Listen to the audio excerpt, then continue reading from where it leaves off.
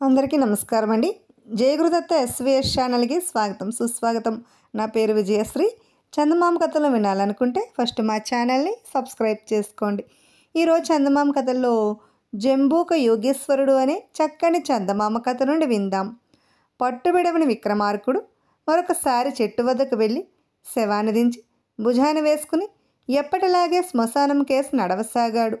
అప్పుడు శవంలోని బేతాళుడు, రాజా, నీవు చేసే ఈ పని మంచిదో చెడ్డదో ఆలోచించుకున్నావా? ఎందుచేతనంటే కొందరు జంబూకుడులాగా సద్బుద్ధితోనే కూడని పనులు చేస్తారు. నీకు శ్రమ తెలియకుండా ఉండగలందుకు ఆ జంబూకుడి కథ చెబుతాను విను అంటూ ఈ విధముగా చెప్పసాగాడు. పూర్వం హిరణ్య పర్వత ప్రాంతంలో యోగులకు ఒక ఆశ్రమం ఉండేది. అందులో దాదాపు 1000 మంది యోగులు కుటీరాలు నిర్మించుకుని నివసిస్తూ ఉండేవారు. దీన్ని కొంతకాలం రాజుగారు పోషించాడు. కానీ రాను రాను దేశంలో అరాజకం ఏర్పడి ఆశ్రమం నిరాధారమైపోయినది. ఆశ్రమానికి ఉండిన ఆవుల మందలు క్షీణించిపోయాయి. ఆశ్రమంలో ఉండేవారు చింకిగుడ్డలు ధరించవలసి వచ్చింది. యోగుల గురువు ఏ విధమైన సహాయమైనా లభిస్తుందా అని ఎంతో ప్రయత్నించాడు. కానీ ఆశ్రమానికి ఎవరూ తోడ్పడలేదు. ఈ ఆశ్రమంలో ఉండే గోవులను చూసేందుకు జంబూకుడు అనేవాడు ఉండేవాడు. వాడికి చిన్నతనంలోనే తల్లిదండ్రులు పోయారు. కొంతకాలం వాని నాయనమ్మ పెంచి ఆమె కూడా చనిపోయింది. ఆ తర్వాత వాడు బొత్తిగా అనాథైపోయి గాలికి తిరుగుతూ ఉండగా యోగుల గురువు చూసి వాడిని ఆశ్రమానికి తెచ్చి పశువులను చూసే పనిచ్చాడు. అది మొదలు జంబూకుడు ఆశ్రమంలోని ఇతర యోగులతో పాటు ఉంటూ పశువులను కాస్తూ దైవ ప్రార్థనలు చేస్తూ కాలక్షేపం చేస్తున్నాడు. ఆర్థికంగా ఆశ్రమవాసులు పడుతున్న అగచాట్లు జంబూకుడు చూస్తూనే ఉన్నాడు. ఒకనాడు వాడికి ఒక ఉపాయం తోచింది. వాడు గురువు వద్దకు వెళ్ళి, గురూజీ, మనకు డబ్బు ఇబ్బంది లేకుండా ఉండాలంటే ఒక పని చేయవచ్చునని నాకు తోస్తున్నది అన్నాడు. ఏమిటి నాయనా అది అని గురువు ఆశ్చర్యంగా అడిగాడు. మా నాయనమ్మ కాపు పెట్టి ఒక ద్రావకం తయారు చేసేది. దాన్ని అమృతసారం అనేవాళ్ళు. ఎంతోమంది ధనికులు ఆవిడ చేత అమృతసారం కాయించుకునేవారు. చాలా కాలం నేను కూడా ఆవిడకు తోడుగా పనిచేశాను. ఇద్దరము ఊరు బయటకు వెళ్ళి రకరకాల మూలికలు ఏరి తెచ్చేవాళ్ళం. ఆ మూలికలన్నీ మన పశువులు మేసే కొండ ప్రాంతంలో ఉన్నాయి. వాటిని నేను రోజు చూస్తూనే ఉంటాను. ఇప్పుడు నాకు తట్టింది ఏమిటంటే మన ఆశ్రమంలో ఈ అమృతపానం తయారు చేసి లాభానికి అమ్మినట్టయితే మనకు ఒకరికి సహాయం అవసరం ఉండదు, సుఖంగా బతకవచ్చు అన్నాడు జంబూకుడు. అమృతసారం ఎలా కాయాలో నీకు ఇంకా జ్ఞాపకం ఉన్నదా నాయన అని గురువు అడిగాడు. పూర్తిగా జ్ఞాపకం ఉన్నదన్నాడు జంబూకుడు. వెంటనే పెద్ద యోగులందరూ చేరి అమృతసారం ఆశ్రమంలో తయారు చేసి విక్రయించడానికి నిర్ధారణ చేశారు. పశువులను కాసే పని మరొక మనిషికి అప్పగించి జంబూకుడు అమృతసారం కాయటానికి పూనుకున్నాడు. ఈ పనికి గాను ప్రత్యేకంగా ఒక కుటీరం ఆశ్రమానికి కొంచెం దూరంగా నిర్మించారు. అందులో జంబూకుడు తప్ప మరెవరూ ప్రవేశించడానికి లేదు. అక్కడ అతను బట్టి ఏర్పాటు చేసుకున్నాడు. అవసరమైన మూలికలను తానే స్వయంగా వెతికి తెచ్చుకున్నాడు. త్వరలోనే కళాయిలో అమృతసారం తయారైనది. దాన్ని కొద్దిగా చవిచూసి జంబూకుడు గురువు వద్దకు వెళ్ళి, గురూజీ, అమృతసారం తయారైనది. కాపు పానకము చాలా బాగా కుదిరాయి అన్నాడు. పెద్ద యోగులంతా కలిసి లెక్కలు కట్టారు. తయారు చేయడానికి అయ్యే ఖర్చులకు 10 ధరకు దాన్ని అమ్మటానికి నిర్ణయం జరిగింది. తయారైన అమృతసారాన్ని 4 బుడ్డీల్లో నింపి 4 సంపన్నుల వద్దకు పంపి అమ్మించాడు. ఆ సంపన్నులు అటువంటి పానీయం ఎన్నడూ రుచి చూడలేదని అమృతసారం ఖ్యాతి త్వరలోనే వాడవాడలా పాకింది.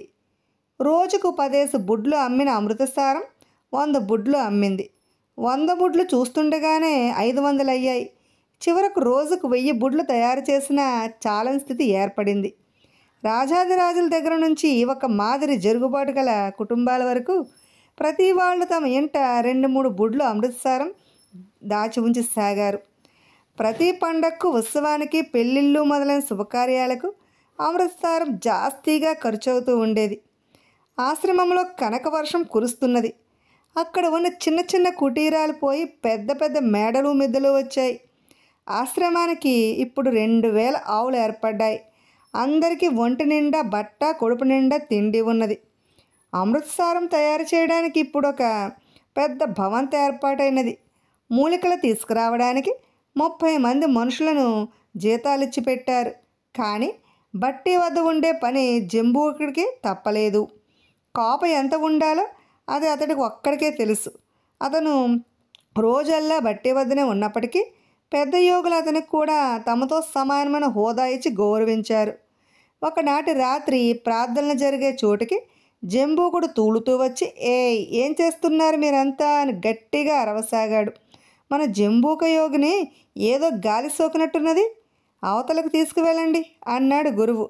మరునాడు ఉదయం జంబూకుడు గురువు వద్దకు వెళ్ళి ఆయన పాదాలపై పడి, గురూజీ నన్ను మన్నించండి, ఈ అమృతసారం చాలా పాపిష్టిది.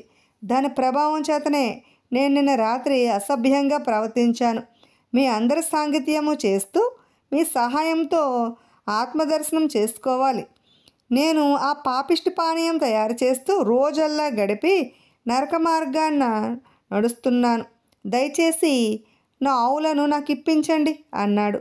గురువు పెద్ద యోగులందరినీ పిలిపించి జంబూకుడు అంటున్న మాటలను వారికి చెప్పాడు. అయ్యో జంబూకేశ్వర, ఈ అమృతసారం చేయటం నీ వల్ల తప్ప మరెవ్వరికీ కాదు. ఆవులను ఎవరైనా కాయవచ్చు. అమృతసారం చేయటం మానేశామంటే మనం పడే తిప్పలంతా ఇంత కాదు. మనం లోగడ అనుభవించిన దారిద్ర్యాన్ని కొంచెం గుర్తుకు తెచ్చుకో అన్నాడు పెద్ద యోగులు. అయితే గురువు జంబూకుడి కేసి తిరిగి, నాయన ఈ అమృతసారాన్ని నీవు తయారు చేస్తే మాత్రం దాన్ని తాగవలసిన అవసరం ఏమున్నది అని అడిగాడు. గురూజీ, దినుసులు సరైన పాలల్లో పడింది లేనిది చూసి తెలుసుకోగలను, కానీ కాపు సరిపోయింది లేనిది జీహోకు మాత్రమే తెలుస్తుంది. అందుచేత బట్టి దించినప్పుడల్లా అమృతసారాన్ని రుచి చూడక నాకు తప్పదు అన్నాడు జంబూకుడు. అలా అయితే అందుకు 10 చుక్కల్లో 20 చుక్కల్లో ఎంచి చూడు, రుచి చూడు, అంత మాత్రం చేత అది కీడు చేయలేదనుకుంటాను అన్నాడు గురువు. జంబూకుడు సరే అన్నట్టు తల ఊపాడు. యోగులందరూ ఒక పెద్ద ఆపద తప్పిపోయినట్టుగా నిట్టూర్పులు వదిలారు. మరి కొంతకాలం గడిచింది. మళ్ళీ రాత్రి ప్రార్థనలు జరిగే చోటుకి జంబూకుడు పల్లెపాటలు గట్టిగా పాడుతూ మధ్య మధ్య వెకిలిగా నవ్వుతూ వచ్చాడు. అతను తప్పతాగి ఉన్నాడు. కొంతమంది అతన్ని ఇంటికి చేర్చి నిద్రపుచ్చారు. అప్పటికప్పుడే గురువు పెద్ద యోగులను చేర్చి సమాలోచన చేశాడు. వారు ఆయనతో 100 6 అమృతసారం తయారు చేయవలసిందే అన్నారు. మరునాడు ఉదయం జంబూకుడు మళ్ళీ వచ్చి గురువుగారి పాదాలపై పడి, గురూజీ నన్ను మహానరకం నుంచి మీరే రక్షించాలి. ఇక నేను ఆ బట్టి దగ్గరికి చచ్చినా పోను. దీనికోసం నేను ఉత్తమ లోకాలు పోగొట్టుకోలేను అన్నాడు. ఇప్పుడు ఏమొచ్చింది నాయన, అమృతసారం కొద్ది చుక్కలు మాత్రమే రుచి చూడమని చెప్పాను కదా, అలాగే రుచి చూస్తున్నావా అని అడిగాడు గురువు. ఏమీ తెలియని వాడి వల్లే. 20 చుక్కలు రుచి చూశాక అది నన్ను వదులుతుందా గురు? దాని వాసనే చాలునే పతనం కావడానికి. దాని కళ్ళతో చూడటం కూడా పాపమే నన్ను అడిగితే. అందుచేత నాకు ఆవులు కాసే పని కానీ లేక మరొక ఏదైనా సరే ఇప్పించండి అన్నాడు జంబూకుడు. పిచ్చివాడా, భయపడకు. మేమంతా ప్రార్థన చేసే సమయంలో మా కోసం నువ్వు ఏ పాతకం చేసినా అది నిన్ను అంటదు. నిన్ను కుంభీపాక నరకం నుంచి కూడా ఊర్ధ్వలోకాలకు లాగే యోగశక్తి నా వద్ద ఉన్నది కనుక నువ్వు నిశ్చింతగా కుటీరానికి వెళ్ళి నీ అమృతసారం సంగతి చూసుకో అన్నాడు గురువు. అది మొదలు జంబూకుడు పాపవయం ఎరక్కుండగా భారమంతా గురువు పైన వేసి అమృతసారం తయారు చేసాగాడు. అతను చీకటి పడేసరికి తప్పతాగి ఉండేవాడు, కానీ ప్రార్థనలు చేసే చోటుకు వెళ్ళేవాడు కాదు. తాగిన మైకంలో ఎక్కడ ఒళ్ళు తెలియకపోతే అక్కడే పడిపోయేవాడు. మిగిలిన వాళ్ళు చూసి అతని ఇంటికి చేరుస్తూ ఉండేవారు. కాలక్రమాన యోగులంతా సమాధి చెంది నరకానికి వెళ్ళారు. యోగులు గురువు నరకానికి వెళ్ళే దారిలో అలా స్వర్గంలోకి తొంగి చూసేసరికి అక్కడ ఒక కలపవృక్షం కింద కూర్చుని ఉన్న జంబూకుడు కనిపించాడు. బేతాళుడి కథ చెప్పి, రాజా, ఏ పాపము చేయని యోగులందరూ నరకానికి పోతే రోజు తప్పతాగిన జంబూకుడు స్వర్గానికి వెళ్ళడానికి కారణమేమిటి? ఈ ప్రశ్నకు సమాధానం తెలిసి కూడా చెప్పకపోయావో నీ తల పగిలిపోతుంది అన్నాడు. దానికి విక్రమార్కుడు, జంబూకుడు తప్పతాగిన ఆశ్రమ నియమాలకు గురువు ఆదేశానికి కట్టుబడి ఆ పాపం చేశాడు. అతని మనసు మాత్రం అనుక్షణము ఉత్తమ లోకాల మీదనే ఉన్నది. మిగిలిన యోగులు అలా కాదు. వారు మనసు ఎంతసేపు పాపిష్టి డబ్బుపైనే ఉన్నది. వారు ఉత్తమ లోకాల గురించి ఎన్నడూ ఆలోచించలేదు. అందుచేతని వారు నరకానికి వెళ్ళారు. జంబూకుడు దౌర్బల్యం కొద్దీ తాగాడే కానీ తాగుడు పాపిష్టిదని అతనికి ఎప్పుడూ తెలుసు. అందుకే అతను స్వర్గానికి వెళ్ళాడు అన్నాడు.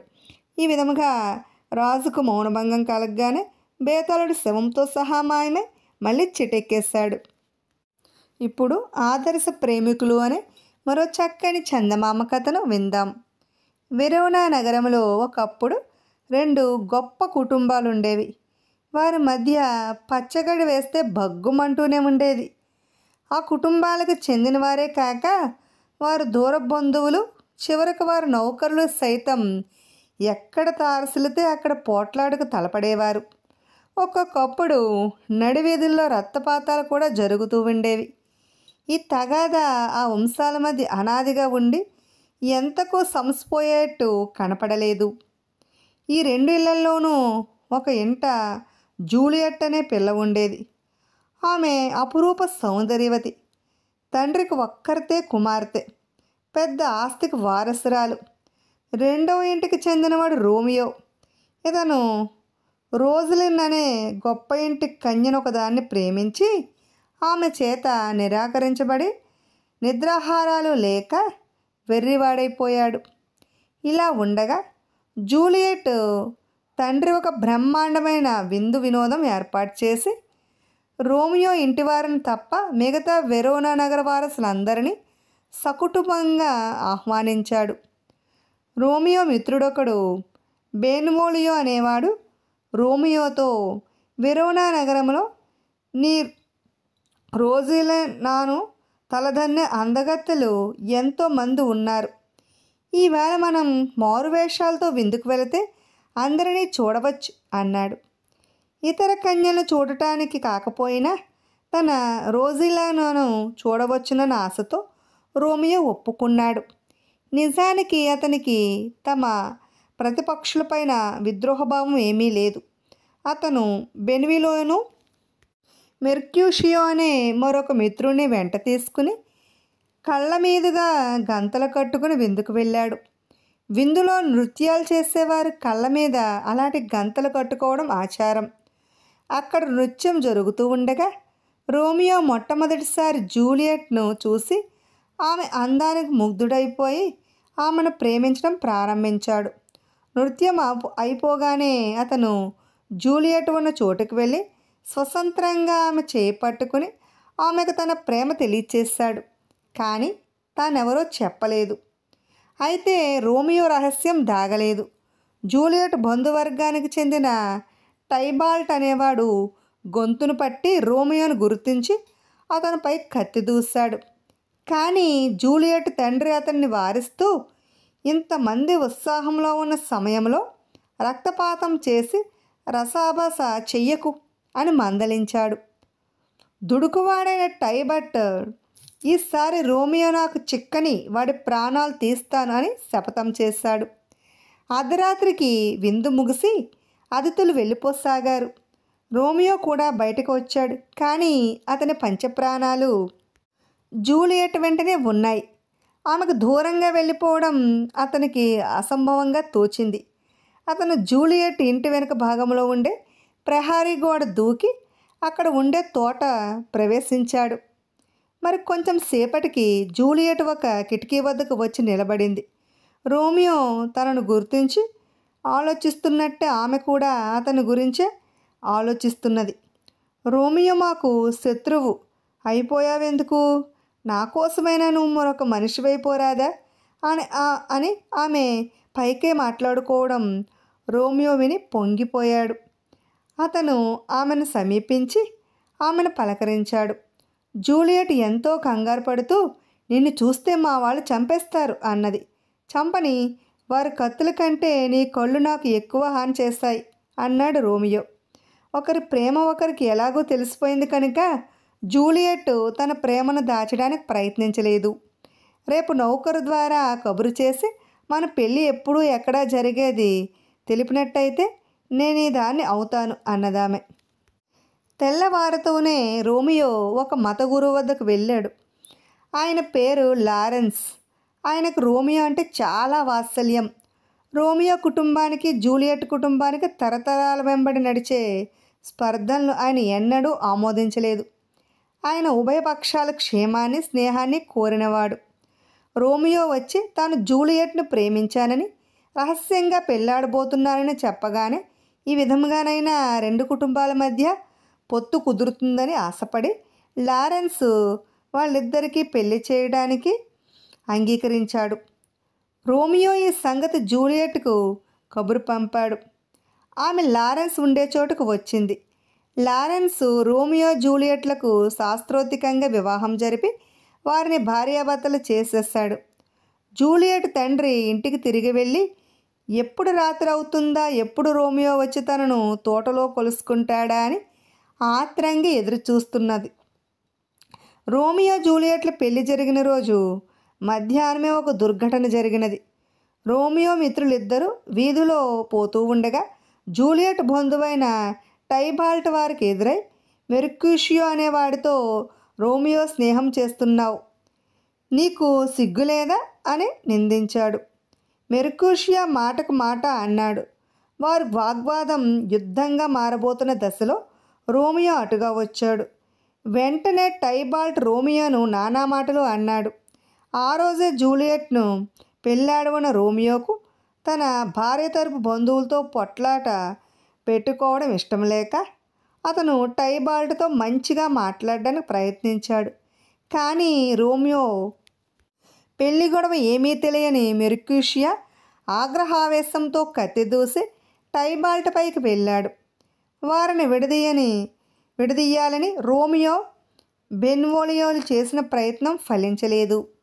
మెర్క్యూషియో కత్తి యుద్ధంలో దెబ్బతిని చనిపోయాడు. తన మిత్రుడి మరణంతో రోమియో ఓర్పంతా మొటమాయమైపోయినది. అతను కత్తి దూసి టైబాల్ట్పై కలియబడి చివరకు అతను చంపేశాడు. ఈ లోపుగా ఈ గలాటా గురించిన వార్త నగరమంతా పాకింది. అక్కడికి వెరోనా ప్రభువు, రోమియో జూలియట్ల తల్లిదండ్రులు, వారి భార్యలు, అనేక మంది సాధారణ పౌరులు వచ్చి పెద్ద గుంపులుగా గుమిగూడారు. జూలియట్ తరపు వారు రోమియోను కఠినంగా శిక్షించమని ప్రభువును వేడుకున్నారు.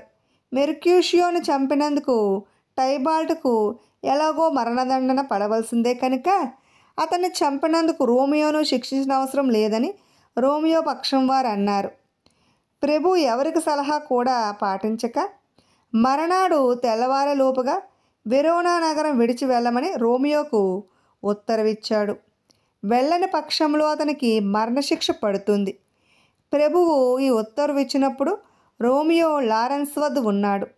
ఈ ఉత్తర్వు మాట వినగానే అతను, నాకు జూలియట్ లేని చోటు నరకంతో సమానం, వెరోనా నగరం విడిచి ఎలా వెళ్ళను అని వాపోయాడు. లారెన్స్ అతన్ని మందలిస్తూ, నీ అదృష్టానికి సంతోషించు, యుద్ధంలో టైబాల్ట్ నిన్ను చంపలేదు, అతన్ని చంపినందుకు ప్రభువు నీకు మరణదండను విధించలేదు, నీ అదృష్టం బాగున్నది అన్నాడు. నేను ఈ రాత్రి జూలియట్తో గడిపి తెల్లవారే లోపుగా మాంటోవా నగరానికి వెళ్ళిపోతాను. అవకాశం చూసి మీరు మా పెళ్ళి గురించి బయట పెట్టండి. ఈ సంగతి తెలిసి మా కుటుంబాల మధ్య ఉన్న ద్వేషాన్ని విడిచిపెట్టి స్నేహం చేయవచ్చు. అప్పుడు ప్రభువుగారు కూడా నాకు ఇచ్చిన శిక్షను ఉపసంహరిస్తారు. నేను తిరిగి వెరోనా నగరానికి వచ్చి జూలియట్తో హాయిగా కాపురం చేస్తాను అన్నాడు రోమియో. రోమియో వెరోనా నగరాన్ని విడిచిపోయిన కొద్ది రోజులకే జూలియట్ తండ్రి ఒక మంచి సంబంధం తెచ్చాడు. వరుడు చాలా గొప్ప వంశానికి చెందినవాడు, యువకుడు, అన్ని విధాలా జూలియట్కు తగినవాడు. జూలియట్కు అది వరకే పెళ్ళైపోయిందని తండ్రి ఎరుగడు. తండ్రి సంబంధం గురించి చెప్పగానే జూలియట్ కంగారు పడి తనకింకా పెళ్ళీడు రాలేదన్నది. తమ బంధువైన టైబాల్ట్ చనిపోయి ఎన్నో రోజులు కాకుండానే పెళ్లి జరపడం ఉచితంగా ఉండదన్నది. నోటికి వచ్చిన అభ్యంతరాలన్నీ చెప్పింది. ఆమె అభ్యంతరాలు విని మండిపోయి ఆమె తండ్రి, వచ్చే గురువారమే పెళ్ళి, అందుకు సిద్ధంగా ఉండు అని నిష్కర్షగా చెప్పేశాడు. ఏమి చేయటానికి తోచక జూలియట్ లారెన్స్ వద్దకు వెళ్ళి సలహా అడిగింది. ఒక చిన్న అఘాయిత్యమైన పని చేస్తే నీకు ఈ పెళ్లిబెడ తప్పుతుంది. అలాంటి పని చేసే సాహసం నీకు ఉన్నదా అని లారెన్స్ అడిగాడు. నా భర్త కోసం సమాధి కమ్మన్న అవుతాను అన్నది జూలియట్. అయితే నువ్వు ఇంటికి వెళ్ళి పెళ్ళికి సమ్మతించి ఉత్సాహంగా ఉండు. పెళ్ళికి ముందు రాత్రి నేనిచ్చే మందు తాగాయి. దాని ప్రభావం వల్ల నువ్వు చచ్చిపోయిన దానిలాగా అయిపోయి తిరిగి 42 గంటల అనంతరం నిద్ర నుంచి లేచినట్టు లేచి కూర్చుంటావు అన్నాడు లారెన్స్. జూలియట్ గుండె రాయి చేసుకుని లారెన్స్ చెప్పిన ప్రకారమే చేసింది. ఆమె తాను తెచ్చిన వరుణ్ణి పెళ్ళాడటానికి ఒప్పుకోవడం చూసి తండ్రి సంతోషించాడు.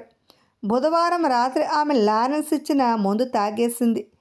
పెళ్లి రోజు ఉదయం జూలియట్ను చూసి ఆమె బంధువులు చనిపోయిందని అనుకున్నారు. పెళ్లి సంబరం అంతా ఆర్తనాదాలుగా మారింది.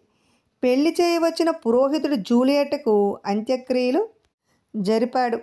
జూలియట్ శరీరాన్ని శ్మశానానికి తీసుకుపోయి వారి కుటుంబానికి చెందిన వారి శవాల నుంచే సమాధి గృహంలో పెట్టి తలుపులు మూసేశారు.